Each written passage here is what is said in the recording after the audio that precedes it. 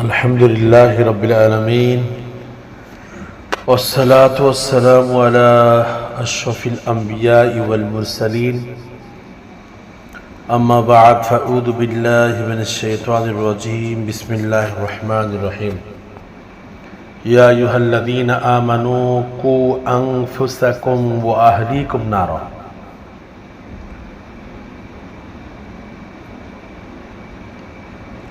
وقال النبي عليه الصلاة والسلام خيركم لأهله وأنا خيركم لأهلي صدق الله المولانا العظيم وصدق رسوله النبي الكريم ونحن على ذلك لمن الشاهدين والشاكرين والحمد لله رب العالمين আল্লাহ সুবহানাহু ওয়া তাআলার মেহেরবানি যে আল্লাহ তাআলা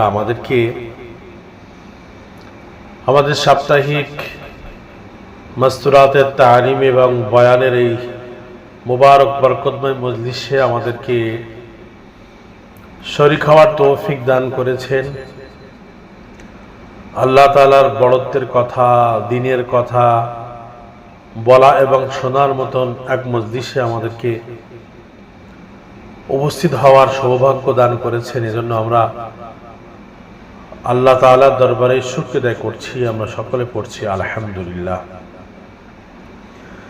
আল্লাহ সুবহানাহু ওয়া তাআলা আমাদেরকে এই দুনিয়ায় পাঠিয়েছেন আল্লাহ তাআলার খলিফা হিসাবে। খলিফা মানে হচ্ছে প্রতিনিধি। আল্লাহ কোরআন কারীমের মধ্যে বলেন ইন্নী জাইলুন ফিল আরদি খলিফা, আমি জমিনের মধ্যে খলিফা বানাইতে চাই। ফেরেশতা বলল আমরা তো জিকির আজকার করছি, তাসবিহ তাহলিল করছি, নাহনু নুসাব্বিহু বিহামদিক ওয়া নুকাদ্দিসু লাক, আমরা তো সমস্ত আপনার গুণকীর্তন করছি, তাহলে আবার অন্য কোনো মাখলুকাত তৈরি করার কি দরকার? আল্লাহ তাআলা বলেন ইন্নী আ'লামু মা লা তা'লামুন, আমি যা জানি তোমরা জানো না। এরপর আল্লাহ তাআলা আদম আলাইহিস সালামকে সৃষ্টি করলেন। তা আল্লাহ তাআলা এই আদম আলাইহিস সালামকে সৃষ্টি করলেন, দুনিয়ায় পাঠালেন। দুনিয়ার জিন্দেগির মধ্যে এসে আমাদের কাজই হচ্ছে আল্লাহ তাআলার প্রতিনিধিত্ব করা। আল্লাহ প্রতিনিধিত্ব করা মানে হলো আল্লাহ তাআলা যে রব, এই রবের ঘোষণা আমরা দেওয়া যে আল্লাহ তাআলা রব, আল্লাহ ছাড়া আর কোনো ইলাহ নেই। আমাদের সৃষ্টি করেছেন আল্লাহ, আমাদের হায়াতের মালিক আল্লাহ, আমাদের মৌতের মালিক আল্লাহ, আমাদের সুখের মালিক আল্লাহ, দুঃখের মালিক আল্লাহ, আমাদের রুজি রোজগারের মালিক আল্লাহ, আমাদের ভালো মন্দ রাখার সবকিছু মালিক আল্লাহ, আমাদের সহায় সম্পদ সন্তান আদি সবকিছু মালিক আল্লাহ। আমরা এগুলো কিছুই না। এত আয়োজন কেন এই দুনিয়ার মধ্যে? এত আয়োজন কেন? আমি আল্লাহর বান্দা, আল্লাহ আমার রব। আবার আমার সাথে কত মানুষের সম্পর্ক, আমার সাথে আমার আব্বা আম্মার সম্পর্ক, আমার সাথে আমার ভাই বোনের সম্পর্ক, আমার সাথে আমার চাচা ফুফুর সম্পর্ক, আমার সাথে আমার মামা খালার সম্পর্ক, আমার সাথে আমার বন্ধু বান্ধবের সম্পর্ক। এই যে সম্পর্ক, এত বেড়াজাল, এত কিছু, আমি আমার জীবন যাপন করার জন্য আমার চাকরি বাকরি করতে হবে, ব্যবসা বাণিজ্য করতে হবে, ঘর সংসার করতে হবে, বিয়ে শাদী করতে হবে, সন্তান আদিও দুনিয়ায় হওয়াতে হবে। এই যে সবকিছু দুনিয়ার মধ্যে আমরা করছি, হচ্ছে, এইগুলো কেন? আল্লাহ তাআলা ওই যে প্রথমে বলছেন আমি ইন্নী জাইলুন ফিল আরদি খলিফা, আমি জমিনের মধ্যে আমার খলিফা প্রতিনিধিত্ব তৈরি করতে চায়, যারা আমার হুকুমকে, আমার মনের ইচ্ছাকে দুনিয়ার মধ্যে বাস্তবায়ন করবে। তাহলে আমি দুনিয়ায় আসছি, আমি আসি নাই, আমাকে পাঠানো হয়েছে। আবার যখন ডাকা হবে আমি চলে যাব। আমি নিজ ইচ্ছায় আসতে পারি নাই, আবার নিজ ইচ্ছায় আমি যাব না, যাইতে পারবো না। সর্ব অবস্থার মধ্যে আল্লাহ আমাকে পাঠিয়েছেন। কখন পাঠালে ভালো হয় আল্লাহ ভালো জানেন, ওই সময় পাঠাইছেন আমাকে। আবার কখন গেলে ভালো হবে এটা আল্লাহ ভালো জানেন, তখন আমাকে যেতেই হবে। মনে চাক আর না চাক যেতেই হবে আমাকে, এই দুনিয়ার মায়া ছিন্ন করে যেতেই হবে। তাহলে আমাকে খেয়াল করতে হবে এটা, যে আমি এই দুনিয়ার মধ্যে আসছি আল্লাহ তাআলার প্রতিনিধিত্ব করার জন্য। তাহলে আমি একজন নারী, তাহলে আমি প্রতিনিধিত্ব করব কিভাবে? আমি আল্লাহর একজন বান্দি, তাহলে আমার কাজ, আমার দায়িত্ব আমি কিভাবে আদায় করব? এটা হচ্ছে আজকে আলোচনার বিষয়।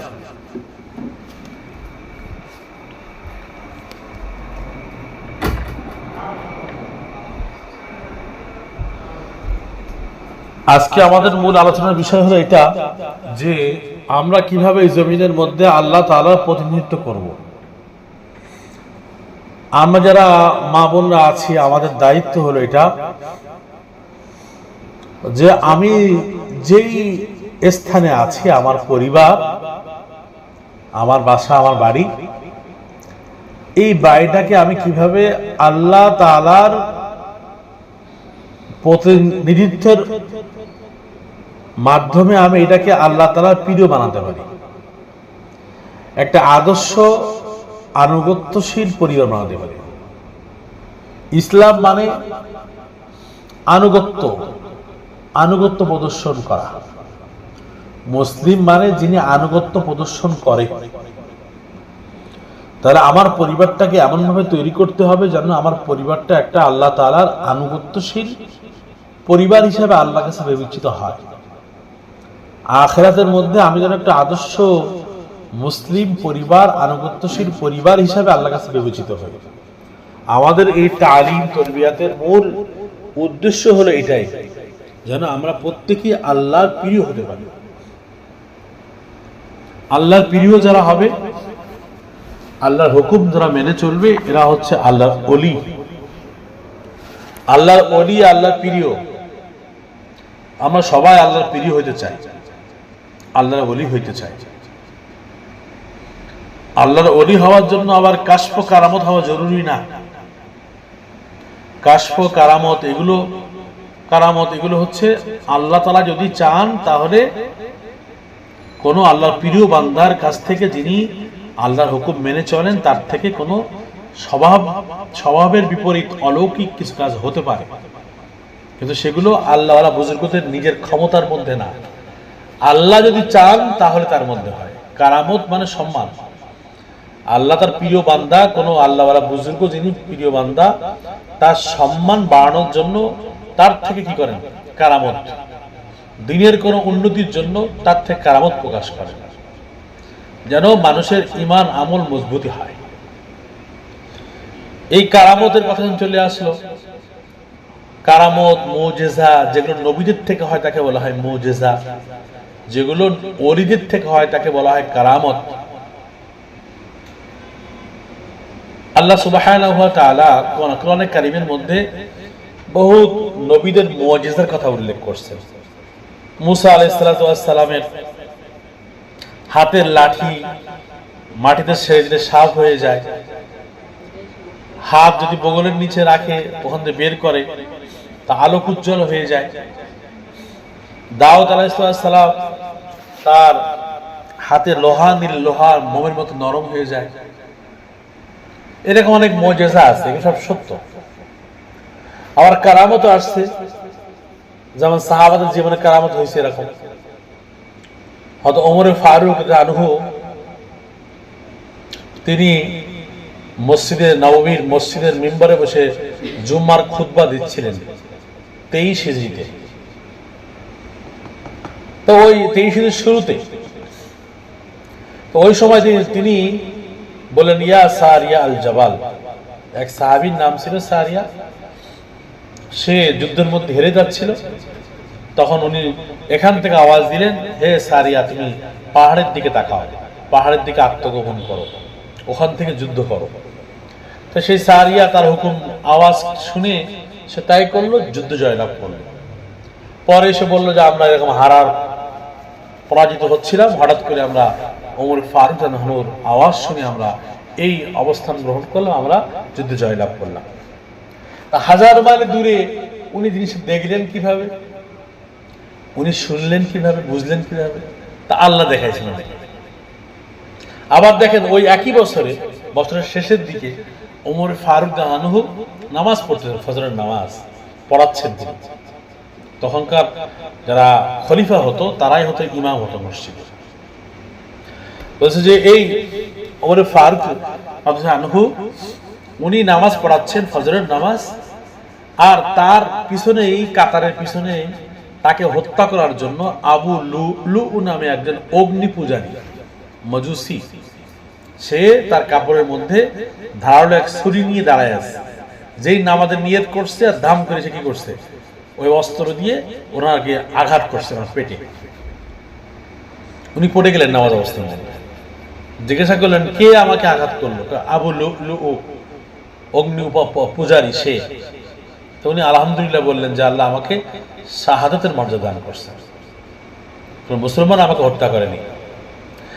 তাহলে এই যে উনি 1000 মাইল দূরের সারিয়ার কথা জানতে পারলেন, কিন্তু তার পিছনেই দাঁড়ায় আছে তার ঘাতক জানতে পারলেন না। তাহলে এটা আমি বলতে চাচ্ছি, এটা দ্বারা উদ্দেশ্য হলো আল্লাহ তাআলা কোন বুজুর্গদের থেকে কোন কারামত আল্লাহ ইচ্ছা করলে প্রকাশ ঘটান, আল্লাহ ইচ্ছা না করলে কোন বুজুর্গ নিজ ইচ্ছায় কোন কারামত দেখাতে পারে না।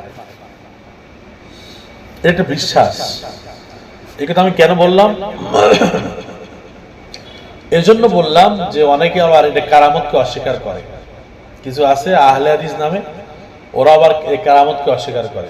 অথচ কোরআনের মধ্যে এরকম বহুত আসহাবে কাহাবের ঘটনা, এটাও তো একটা কারামত, পুরো আসহাবে কাহাবের ঘটনা।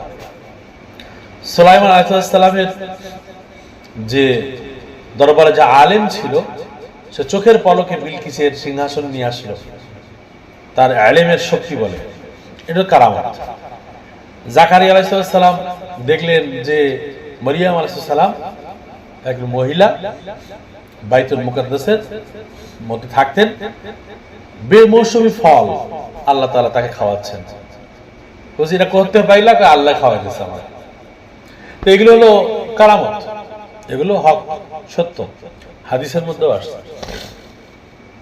কিন্তু যে সকল মানুষ নাই সুন্নত, তার মধ্যে নাই নামাজ, নাই ইবাদত বন্দেগী করার মতন কোন ওই সমস্ত মানুষ, তার থেকে যদি কি হয় অলৌকিক কাজ বাহির হয়, তো সেগুলো কি না, সেগুলো কারামত না, সেগুলো হচ্ছে জাদু, ভেলকি।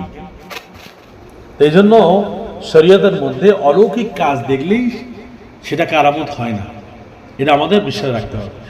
তা বলছিলাম যে আল্লাহ তাআলা আমাদের দুনিয়ার মধ্যে পাঠাইছেন, আল্লাহ তাআলা দুনিয়ার মধ্যে পাঠাইছেন আমাদেরকে তার খেলাফত প্রতিনিধিত্ব করার জন্য। আমরা প্রতিনিধিত্ব করব কিভাবে?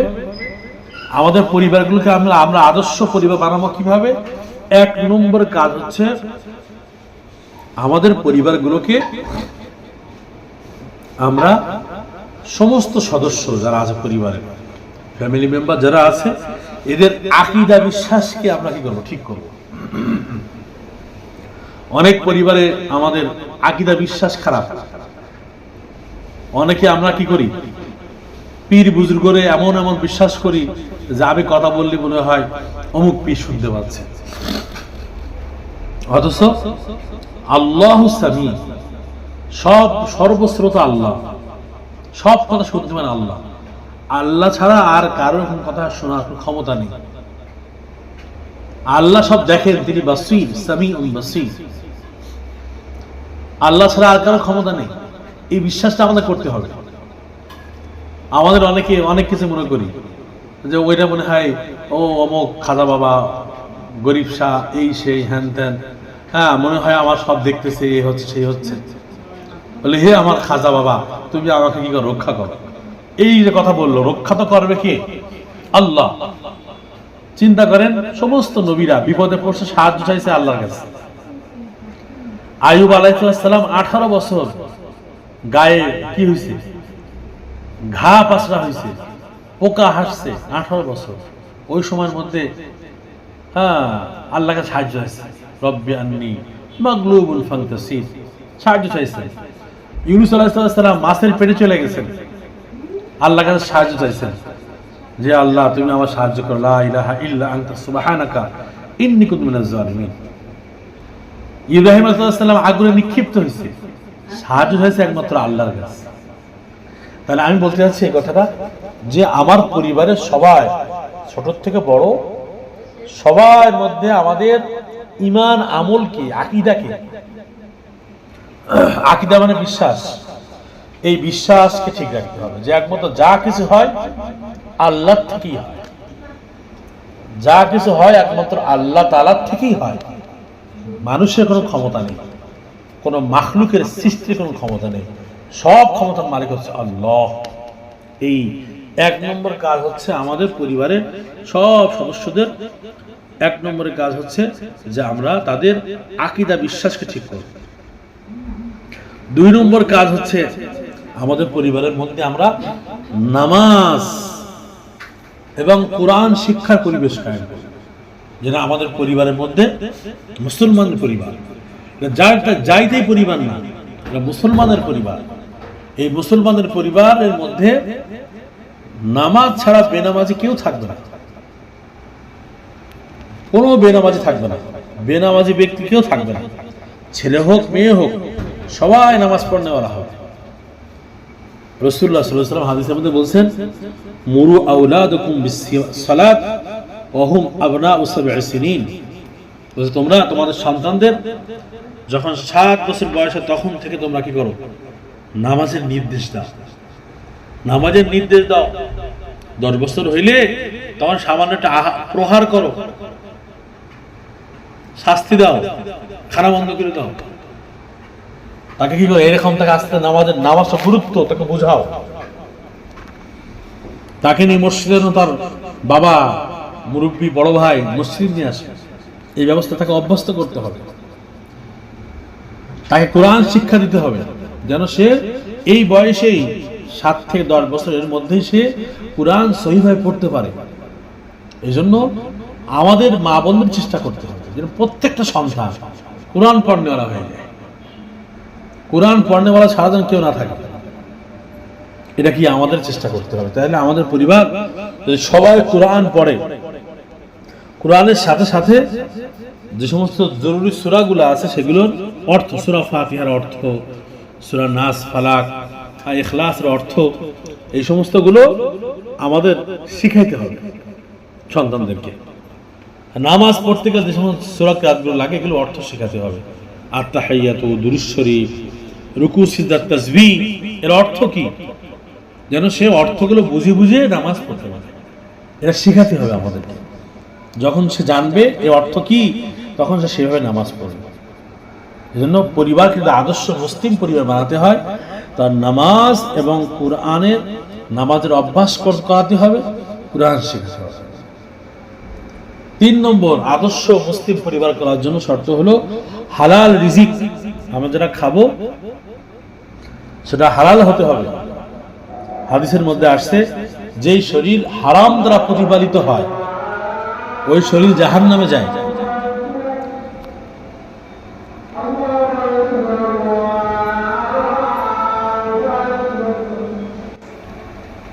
বলছিলাম যে আমাদের পরিবারগুলো কিভাবে আমরা আদর্শ মুসলিম পরিবার করতে পারি, এই জন্য আমাদের চেষ্টা করতে হবে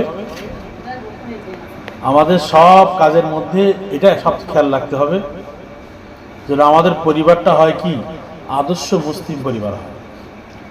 এই জন্য 3 নম্বর যে পয়েন্ট বলছিলাম যে আমাদের সমস্ত খাবারগুলো যেন হালাল হয়। হালাল উপার্জন ছাড়া পরিবারকে কখনো ইসলামী আল্লাহর আনুগত্যশীল পরিবার বানানো যায় না। হারাম খাবে আর সে আরামে থাকবে এ কখনো হতেই পারে না। এই জন্য আমাদের খেয়াল করতে হবে যেন আমাদের যারা পুরুষরা আছে তারা যেন হালাল উপার্জন করে, অল্প হইলেও হালাল খাবো, আমরা সবর করব। হালাল খাইতে গেলে হয়তো টাকা পয়সা কম হবে, একটু কষ্ট হবে, সবর করব, যেটুকু খাবো হালাল খাবো। যে শরীরের মধ্যে হারাম ঢুকবে ওই শরীর কখনো জান্নাতে প্রবেশ করবে না। 4 নম্বর হচ্ছে পরিবারের সাথে উত্তম আচরণ করা, ভালোবাসা, পরিবারের সাথে ন্যায় করা। রাসূলুল্লাহ সাল্লাল্লাহু আলাইহি ওয়াসাল্লাম হাদিসের মধ্যে বলছেন, খায়রুকুম লিআহলিহি, তোমাদের মধ্যে সর্বোত্তম ওই ব্যক্তি সেই ব্যক্তি যে তার পরিবারের কাছে উত্তম। ওয়া আনা খায়রুকুম লিআহলি, এবং আমি আমার পরিবারের জন্য সর্বোত্তম ব্যক্তি। তাহলে আমি বাইরে খুব ভালো মানুষ কিন্তু পরিবারে সবাই আমাকে খারাপ বলে, তাহলে হবে না। আমি যখন বাইরে আসলাম তখন অন্য মা বোনদের সাথে খুব ভালো ব্যবহার করলাম, তো বাড়ি গিয়ে আমার স্বামীর সঙ্গে খারাপ ব্যবহার করলাম, সন্তানের সাথে খারাপ ব্যবহার করলাম, তাহলে এটা তো কোনো ভালো না। ভালো হচ্ছে আগে নিজের পরিবারের মধ্যে ভালো হতে হবে। এটা হচ্ছে আমাদের 4 নম্বর কাজ। 5 নম্বর কাজ হচ্ছে পরিবারের মধ্যে সব সময় একটা তালিম চালু করা, তালিম এর কিতাব নিয়ে তালিম করা।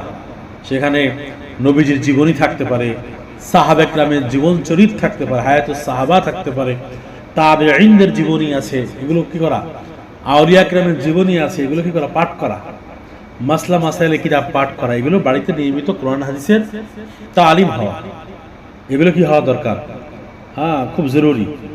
সর্বোপরি আমার সবসময় দোয়ার মধ্যে থাকতে হবে।